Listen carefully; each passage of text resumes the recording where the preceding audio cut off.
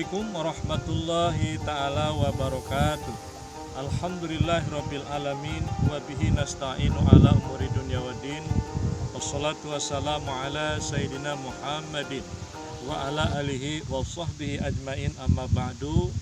Bertemu lagi bersama saya dalam channel YouTube ini. Alhamdulillah, hari ini kita masih diberikan umur panjang, sehat walafiat, sehingga kita masih bisa menjalankan ibadah kepada Allah Subhanahu wa taala serta istiqomah dalam menjalankan sunnah-sunnah Nabi Muhammad SAW. Hadirin kaum muslimin yang berbahagia, pada zaman dahulu kala diceritakan ada seorang qadi yang bernama Nuh bin Maryam. Dia berasal dari kota Parwa yang berada di negara Persia. Sang qadi tadi memiliki kebun yang luas, dan kebun tersebut ditanami pohon-pohon delima. Dan kebunnya itu dijaga oleh seorang budak hitam legam yang berasal dari India yang bernama Mubarak.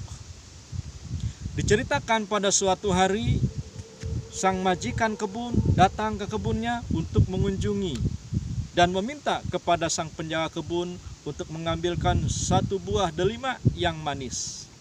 Namun ketika diberikan buah delima oleh sang penjaga kepada majikan tersebut, kemudian dimakan, ternyata buahnya tidak manis.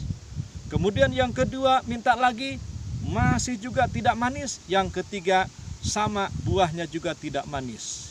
Lalu sang majikan menegur kepada sang penjaga kebun, "Wahai kau penjaga kebun, apa kau tidak tahu buah mana yang manis dan buah yang tidak manis?" Lalu sang penjaga kebun pun berkata kepada sang majikan, "Wahai majikanku, selama ini di sini tugasku hanya menjaga, merawat, dan tidak pernah selama ini saya mencicipi buah delima yang ada di kebun ini." Masya Allah, begitu kaget sang majikan mendengar pernyataan penjaga kebun tadi. Lalu dalam hatinya langsung suka terhadap sang penjaga kebun tadi. Dan dia bertanya, "Wahai sang penjaga kebun, engkau sebenarnya sudah menikah apa belum?" Lalu sang penjaga kebun, "Wahai majikanku, siapakah yang mau terhadap diriku ini, seorang hamba sahaya yang hitam legam dan kerjaanku hanya seorang penjaga kebun." Lalu kata sang majikan, "Wahai sang penjaga kebun, bagaimana pendapatmu jika ada seorang wanita yang cantik jelita, yang salehah, ketika dia dilamar oleh seorang pemuda, lalu harus memilih yang seperti apa pemuda tersebut yang baik dan maslahat untuk wanita yang soleha tadi?" Maka sang Mubarak pun, sang penjaga kebun pun mengatakan, "Wahai majikanku, agama Yahudi dia memilih ketampanan, Nasrani dia memilih harta kekayaan, orang dulu zaman jahiliyah dia memilih keturunan yang baik, Islam diajarkan oleh Nabi Fadfar bidzatid-din tarobat yadak, harus memilih karena agamanya. Jangan melihat dia kaya, jangan melihat dia seorang yang tampan, jangan melihat dia turunannya bagus, tapi agamanya yang bagus." Maka jawaban itu menjadikan tambah yakin kepada sang qadi, kepada sang pemilik kebun, bahwa Mubaraklah, penjaga kebun inilah yang pantas menjadi seorang suami bagi anaknya yang soleha tadi. Maka sang Mubarak pun diajak ke rumahnya untuk menghadiri makanan dan disiapkan makanan malam. Kemudian mereka makan bersama. Tanpa disadari, anaknya pun langsung jatuh cinta kepada sang Mubarak. Kenapa? Karena melihat akhlaknya yang begitu mulia, yang taat ibadah dan jujur terhadap perkataannya. Tidak pernah ada kata-kata bohong yang diucapkan oleh sang Mubarak. Lalu sang qadi sebagai majikan lalu bertanya kepada anaknya, "Wahai anakku, bagaimana pendapatmu seorang pemuda ini? Dia adalah seorang hamba sahaya yang hitam legam. Dia seorang penjaga kebun di kebun bapak. Tapi dia orangnya jujur, dia orangnya ahli ibadah. Bagaimana pendapatmu?"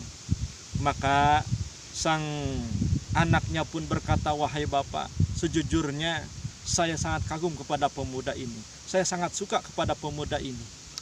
Itu pemuda yang saya idamkan, wahai bapak. karena selama ini saya tidak memandang seseorang dari ketampanannya, dari kekayaannya, dari turunannya yang bagus. Buat saya tidak ada, yang penting pemuda yang bisa menjadi imam untukku dan dia adalah ahli di dalam agama. Maka lalu sang bapak pun merasa yakin bahwa inilah Mubarak yang pantas menjadi suami buat anaknya tersebut. Lalu sang Mubarak pun ditanya, wahai Mubarak, engkau adalah seorang hamba sahaya, engkau adalah seorang abid, dan majikanku adalah mu, dan majikanmu adalah aku. Lalu bagaimana di dalam keterangan agama ketika majikan meminta sesuatu kepada seorang hamba sahaya, bagaimana tingkah seorang abid ketika dipinta oleh seorang majikan? Maka Mubarak pun mengatakan, wahai majikanku, abid itu adalah siap untuk menuruti apa yang dimau, apa yang diinginkan oleh sang majikan. Mubarak pun menjawab, wahai majikanku, seorang abid hamba sahaya dia harus siap menuruti apa yang diinginkan oleh majikannya. Akhirnya sang majikan mengatakan, wahai Mubarak, saya inginkan sesuatu darimu, yaitu kau harus mau menikah dengan anakku. Maka sang Mubarak kaget, wahai majikanku, saya ini hanya seorang hamba sahaya, seorang yang hitam legam, bukan keturunan orang baik. Maka sang majikan pun mengatakan, justru engkaulah yang kami pilih, karena kami tidak memandang kekayaan, tidak memandang ketampanan, dan juga tidak memandang dia tuh orang baik, tapi agama yang kami inginkan nomor satu, dan engkaulah orang yang kami pilih. Akhirnya sang Mubarak tidak bisa menolak permintaan majikannya, dan terjadilah pernikahan antara Mubarak dengan anak majikannya. Dengan alhamdulillah, itulah salah satu contoh daripada seorang yang jujur. Dia berasal dari hamba sahaya yang berkulit hitam legam dan seorang penjaga kebun, tapi karena kejujurannya dia mendapat kemuliaan dari Allah Subhanahu wa taala, menjadi seorang menantu qadi yang kaya raya dan mempunyai istri yang cantik dan jelita dan solehah.